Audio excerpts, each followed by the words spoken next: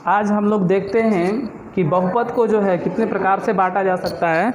तो बहुपद को जो है दो प्रकार से बांट सकते हैं, ठीक है। पहला हो जाएगा पदों के आधार पर और दूसरा हो जाएगा घातों के आधार पर। सबसे पहले बात करते हैं कि पदों के आधार पर जो बहुपद होता है वो क्या होता है, ठीक है। तो पदों के आधार पर जो बहुपद होता है उसमें जैसे सबसे पहले देखते हैं एक पदी। अगर दे दिया एक पदीय बहुपद, ठीक है।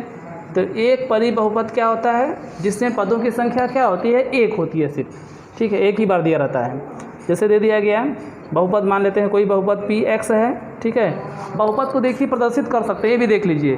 जैसे बहुपद को हम लोग कोई भी मान px के रूप में, ठीक है, या qx के रूप में, इस तरीके से बहुपद, जैसे px का मान x+1 हो गया, ठीक है, इसका 4x² + 1 हो गया। इस तरीके से बहुपद को जो है इस px q इस रूप में भी क्या करते हैं हम लोग, व्यक्त करने का एक तरीका होता है, ठीक है। चलिए अब जो है एक पदी बहुपद देते हैं। जैसे दे दिए कि एक पद जो है px, मान लीजिए किसी बहुपद का मान जो है आ गया 4x, ठीक है। तो 4x कैसा है, एक पदी बहुपद है, क्योंकि इसमें पद कितने हैं, सिर्फ एक हैं। अगर इसको ऐसे लिख दिया जाएगा कि px का मान x/6, ठीक है। तो x/6 का मतलब घात से यहाँ मतलब नहीं है, यहाँ किससे मतलब है, यहाँ पद से मतलब है, ठीक है। तो अगर पूछा जाएगा कि यह जो है कैसा बहुपद है, तो यह एक पदी बहुपद है, ठीक है। यह जो है सिर्फ और सिर्फ जो है एक पदी बहुपद है, क्योंकि इसमें जो पदों की संख्या है वो क्या है, सिर्फ एक ही बार दिया गया है, ठीक है। आगे देखते हैं, एक पदी के बाद होता है द्विपदी बहुपद, ठीक है।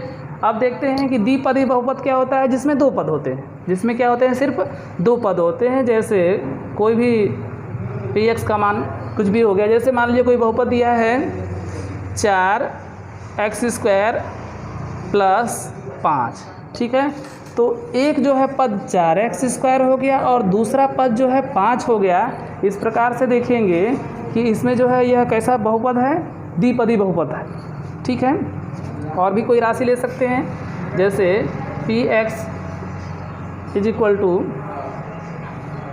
3x/4 + 9, ठीक है। अगर इस प्रकार से भी लिखा गया है तो यह भी क्या हो जाएगा, द्विपदी बहुपद हो जाएगा। यहाँ ये घात 4 है, घात से यहाँ मतलब नहीं है, क्योंकि यह हम लोग क्या देख रहे हैं कि पदों के आधार पर देख रहे हैं। तो x/4 एक पद है और 9 जो है एक पद है। इस प्रकार से स्पष्ट है कि यह जो बहुपद होगा वह द्विपदी बहुपद हो जाएगा, ठीक है। तो द्विपदी बहुपद का सीधी सीधा मतलब होता है कि जिसमें पदों की संख्या क्या हो, 2 हो। इसके बाद और देखते हैं, जैसे त्रिपदी बहुपद, त्रिपदीय बहुपद, ठीक है। तो जैसे px बराबर हो गया x/4 + x² + 5, ठीक है। तो इसमें कितने पद हैं, 3 पद हैं। त्रिपदी का मतलब 3 पद। तो x/4 एक पद है, x/2 दूसरा पद है और 5 जो है तीसरा पद है। इस प्रकार से इसमें 3 पद हो गए। इससे स्पष्ट है कि यह बहुपद कैसा है, त्रिपदी बहुपद है, ठीक है। इसमें देख सकते हैं कि अगर px = x/5 + x² + 9, ठीक है। अगर इस प्रकार से दिया जाए तो यहाँ पर कितने घात हैं, यहाँ पर 5 घात हैं, लेकिन इस 5 घात से कोई मतलब नहीं है, ठीक है, क्योंकि इसमें पद कितने हैं, 3 हैं, ठीक है। x/5 + x² + 9, ठीक है। इसमें जो है x/5 एक पद हो जाएगा, x² दूसरा पद होगा और जो है 9 जो है क्या हो जाएगा, तीसरा पद हो जाएगा। इस प्रकार से हम लोगों ने देखा कि हम लोगों के पास जो है 3 पद हैं, ठीक है। इससे स्पष्ट है कि यह त्रिपदी बहुपद है, ठीक है। त्रिपदी बहुपद का मतलब इसमें क्या हो, सिर्फ 3 पद हो, ठीक है। यहाँ पर घात से मतलब नहीं है, ठीक है, घात वाला आगे पढ़ेंगे, ठीक है। और अगर इसी तरह से दे दिया जाए चतुर्थपदी बहुपद, मान लीजिए दे दिया जाए चतुर्थ पदीय बहुपद, ठीक है। तो चतुर्थ पदी बहुपद का मतलब क्या होगा? जिसमें 4 पद हो, जिसमें क्या हो? 4 पद हो। जैसे देख सकते हैं कि पी एक्स का मान अगर ऐसे दे दिया जाए x² plus 4x plus x cube plus 9, ठीक है।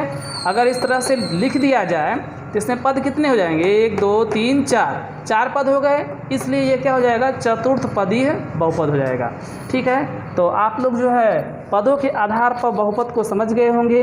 अब हम लोग देखेंगे कि घातों के आधार पर जो है बहुपद कैसा होता है, ठीक है। जैसे सबसे पहले देखते हैं एक घाती बहुपद, एक घातीय बहुपद, ठीक है। तो एक घाती बहुपद का मतलब क्या होता है? जिसमें x का घात जो है 1 हो से, ठीक है। जैसे अगर पी एक्स यहाँ मान हो गया, x का मान, x पर घाते क्या लिख दिए? 1 का मतलब से x को अकेला भी लिख सकते हैं, ठीक है। तो अगर सिर्फ x लिख दिए तो यहाँ पर क्या हो जाएगा? एक घाती बहुपद होगा। जैसे ऐसे भी लिख सकते हैं P X is equal to,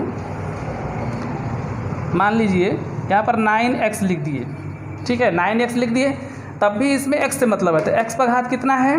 1 है, ठीक है। जब x पर घात 1 होता है तो इस प्रकार के बहुपद को एक घाती बहुपद कहते हैं। क्या बोलते हैं? एक घाती।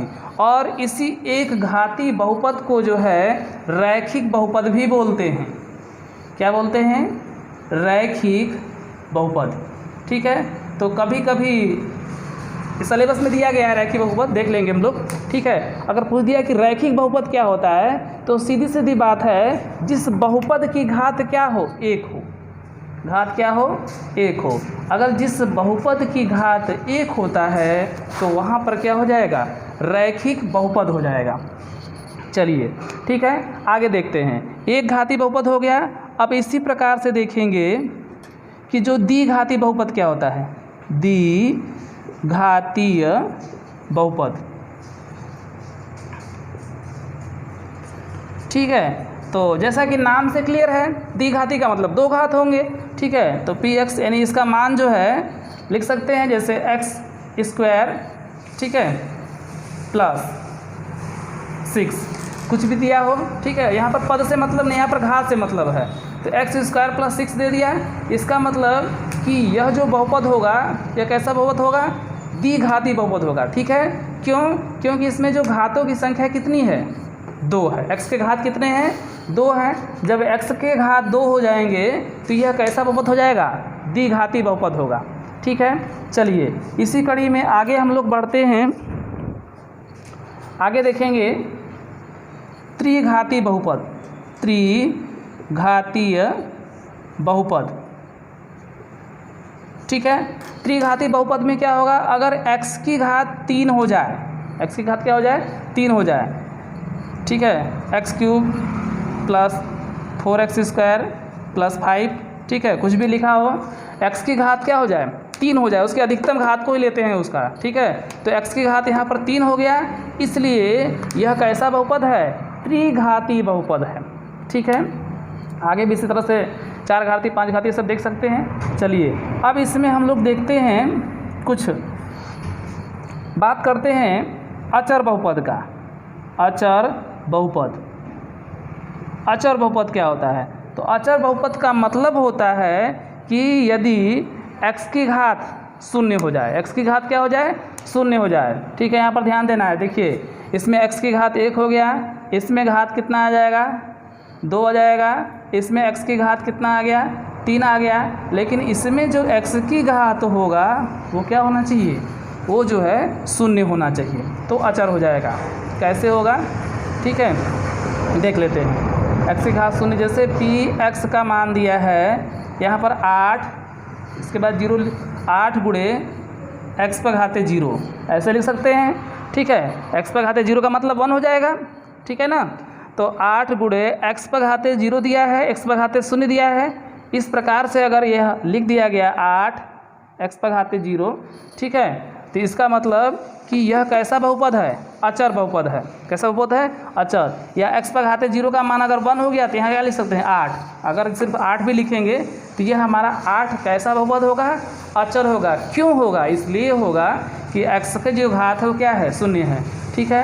अचर बहुपद के अलावा कभी कभी शून्य बहुपद भी सिलेबस में है, ठीक है। शून्य बहुपद को भी देख लेते हैं, यह शून्य बहुपद क्या होता है, ठीक है। तो शून्य बहुपद का जो है सीधा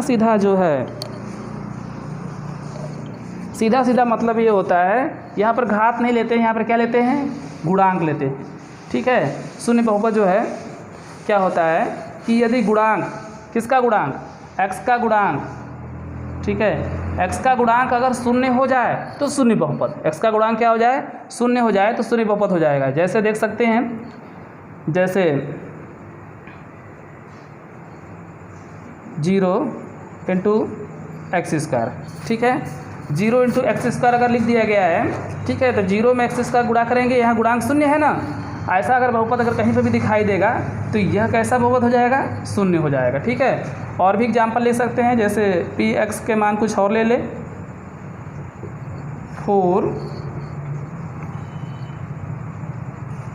4 नहीं बल्कि 0 × x⁻6, ठीक है। ये भी क्या हो जाएगा, ये हमारा शून्य बहुपद हो जाएगा। इस प्रकार से हम लोगों ने बहुपद को अच्छी तरह से समझ लिया कि बहुपद जो है इसको दो प्रकार से देख सकते हैं, एक घातों के आधार पर, एक जो है पदों के आधार पर, दूसरा घातों के आधार पर। सबसे पहले बात करते हैं पदों के आधार पर बहुपद क्या होता है। देखिए बहुत से बच्चे इसको याद करते हैं, ठीक है, यहाँ पर रटते हैं, रटने की जरूरत नहीं है, इसके नाम से सब स्पष्ट है, ठीक है। सबसे पहले बात करते हैं एक पदी बहुपद, ठीक है, एक पदी बहुपद। तो एक पदी बहुपद नाम से स्पष्ट है, जिसमें पद कितने हो, एक हो, एक पद तो एक पदी बहुपद। जैसे 4x दिया है तो 4x एक बार है ना, एक पदी हो गया। x⁻6 भी क्या है, एक बार है। यहाँ पद की बात किया जा रहा है, घात मत देखिए, पद देखिए यहाँ पर, ठीक है, यहाँ पर क्या है, पद की बात कर रहे हैं, तो एक पदी हो गया। अब बात करते हैं द्विपदी बहुपद, जिसमें पद कितने हो, दो हो, कितने हो, दो हो, दो रहेगा तो दो पदी। जैसे देख सकते हैं इसमें है ना 4x² + 5, एक पद ये हो गया, एक पद ये, दो पद हो गया। इसमें भी 3x⁴ + 9 है तो 3x⁴ एक पद हो गया, एक पद ये, कितने हो गया, दो पद हो गया। इसलिए यह कैसा हो जाएगा, द्विपदी बहुपद हो जाएगा, ठीक है। त्रिपदी में 3 ठो पद होना चाहिए, जैसे देख सकते हैं x⁴ + x² + 5, ठीक है। इसमें कितने पद हैं, 3 पद हैं, तो 3 पद हैं तो क्या हो जाएगा, त्रिपदी हो जाएगा। कितना होगा, त्रिपदी होगा। यहाँ पर भी आप लोग देख सकते हैं इसमें 3 पद है, इसलिए त्रिपदी हो जाएगा, ठीक है। चतुर्थ पद के लिए उसी तरह प्रकार हो जाएगा, चतुर्थ मतलब 4, इसमें कितने पद हो, 4 पद हो, जैसे एक पद यह हो गया, दूसरा पद, तीसरा पद और चौथा पद, ठीक है। इस प्रकार से पदों के आधार पर आप लोग समझ गए होंगे, एक पदी में एक पद, दो पदी में 2 पद, 3 पदी में 3 पद और चतुर्थ पदी में 4 पद। चलिए अब जो है एक बार घातों के आधार पर भी देख सकते हैं, ठीक है। तो घातों पर यहाँ पर घात सिर्फ देखना है, ठीक है ना, यहाँ पर सिर्फ जो है घात देखना है, यहाँ पर कोई फर्क नहीं पड़ेगा। और भी कुछ लिख सकते हैं, ठीक है, यहाँ पर 9 लिख सकते हैं, यहाँ पर 7 लिख सकते हैं, उससे कोई फर्क नहीं पड़ेगा, ठीक है। तो यहाँ पर x की घात देखेंगे कि घातों के आधार पर देखेंगे, जिसमें एक घाती है, एक घाती का मतलब x की घात कितना हो, एक हो, कितना हो, एक हो। अगर x की घात 1 रहेगा तो एक घाती हो जाएगा, ठीक है। जैसे x + 9 दिया है तो x पर घाते क्या है, कुछ नहीं है तो क्या मानेंगे, एक मानेंगे, एक ही बार x है, एक घात हो गया, ठीक है। 9x + 7 है, ठीक है, तो यह इसमें x पर घात कितना है, 1 है, इसलिए एक घाती हो जाएगा, ठीक है। और जो एक घाती होता है इसको, इसी को बोलते हैं रैखिक बहुपद। अगर पूछ दिया है कि रैखिक बहुपद क्या होता है, तो जिसमें सिर्फ क्या होता है, एक घात, तो क्या होगा, रैखिक बहुपद। अब बात करेंगे द्विघाती बहुपद, जिसमें घात कितने होते हैं, 2 होते हैं, ठीक है। 2 घात रहेंगे तो क्या हो जाएगा, द्विघाती। जैसे x² + 6, तो इसमें x पर घात कितना है, 2, अधिकतम घात देखते हैं 2 है, इसलिए जो है क्या हो जाएगा, ये द्विघाती बहुपद हो जाएगा। अब बात करते हैं त्रिघाती बहुपद, ठीक है, जिसमें x की घात क्या हो, 3 हो, क्या हो, 3, ठीक है। तो यहाँ पर देखेंगे x पर घात x³ + 4x² + 5, ठीक है, इसमें अधिकतम घात लेते हैं, तो सबसे बड़ा घात क्या है, 3 घात है, इसलिए क्या हो जाएगा, इसलिए हो जाएगा त्रिघाती बहुपद, ठीक है। चतुर्घाती भी ले सकते हैं। अब देखते हैं अचर बहुपद। तो अचर बहुपद का मतलब जिसका x का घात क्या हो, 0 हो, क्या हो, लड्डू, ठीक है, 0, तो x पर घाते क्या हो जाएगा, 0 हो जाएगा। अब देखते हैं px, अब जो है 8 × x पर घाते 0 है, इसलिए क्या हो जाएगा, यह अचर बहुपद हो जाएगा। और x पर घाते शून्य, किसी भी संख्या पर घात शून्य का मान क्या होता है, 1 होता है। तो 8 गुणे 8 हो गया, x का मान 1 हो जाएगा, तो 8 में 1 का गुणा करेंगे तो क्या आएगा, 8 आ जाएगा। अब आगे देखते हैं शून्य बहुपद। शून्य बहुपद में क्या होता है, गुणांक देखते हैं। अगर x का गुणांक क्या हो, ठीक है, अगर जो है इसमें गुणांक देखते हैं तो x का जो गुणांक हो क्या हो जाएगा, शून्य हो जाएगा। अगर गुणांक शून्य हो तो शून्य बहुपद होगा, जैसे 0 इंटू एक्स स्क्वायर, ठीक है, ये भी जो है शून्य बहुपद होगा। 0 इंटू एक्स पर घाते 6, ये भी क्या हो जाएगा, शून्य बहुपद हो जाएगा, ठीक है। इसका गुणांक शून्य आना चाहिए। चलिए, यह मान को संतुष्ट करता है।